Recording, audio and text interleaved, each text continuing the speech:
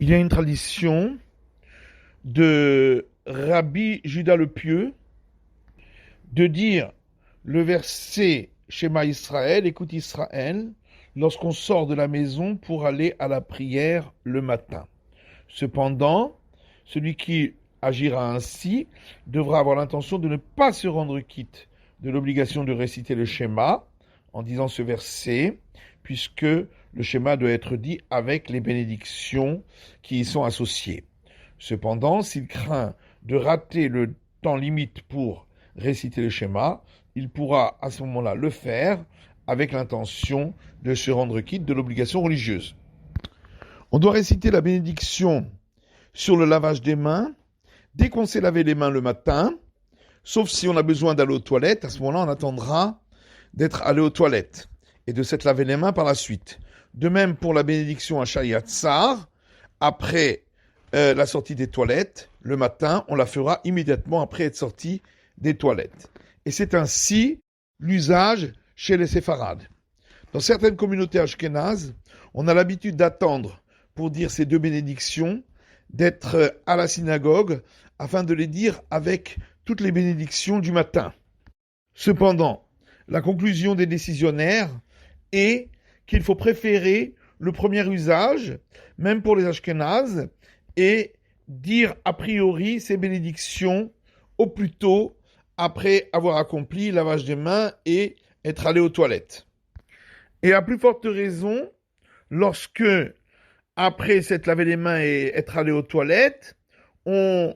ne va pas directement à la synagogue, mais on étudie d'abord, ou on prie certaines prières, ou à plus forte raison, si on s'adonne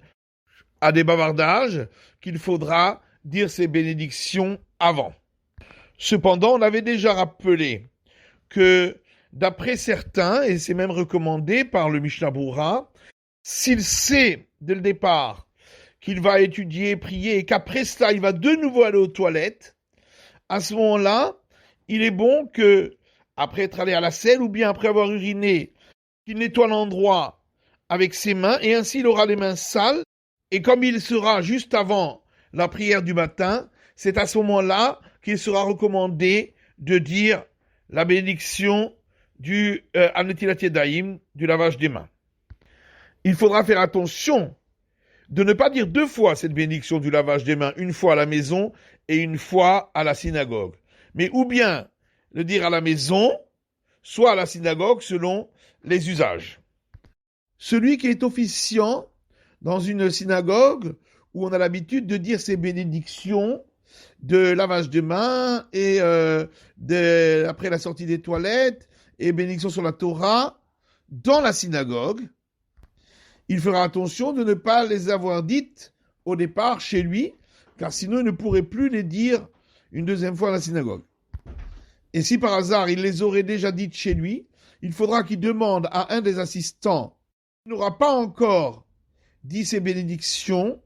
de se rendre quitte par ces bénédictions à lui, l'officiant. Mais dans ce cas-là, il devra faire attention de dire toutes ces bénédictions à voix haute, du début jusqu'à la fin, pour pouvoir rendre quitte cette personne. Il est rapporté que certains, parmi le peuple, ont l'habitude, dans certaines communautés ashkénazes, même les jours où on dit les selichot,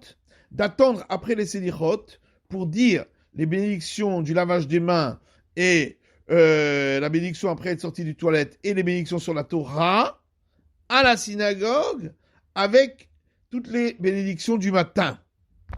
Alors pour les bénédictions sur la Torah,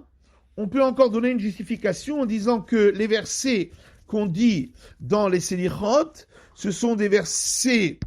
qui sont récités en tant que prière et non pas en tant qu'étude de la Torah et qui ne nécessitent donc pas, d'après certaines opinions, de dire la bénédiction sur la Torah auparavant. Par contre, cela reste très problématique concernant la bénédiction sur le lavage des mains et après être sorti du toilette, où là, il y a une très grande interruption depuis le moment où ils se sont lavés les mains et sont allés aux toilettes. Et c'est pourquoi les décisionnaires ont dit de ne pas faire ainsi, mais de faire très attention, surtout dans ce cas-là, à dire ces bénédictions dès le lever le matin. Ou bien,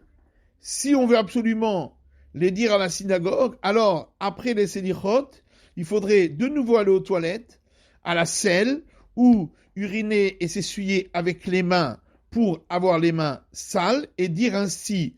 ces bénédictions sur le lavage des mains et de la sortie des toilettes juste avant l'office parce qu'on avait les mains sales, comme cela a été expliqué précédemment.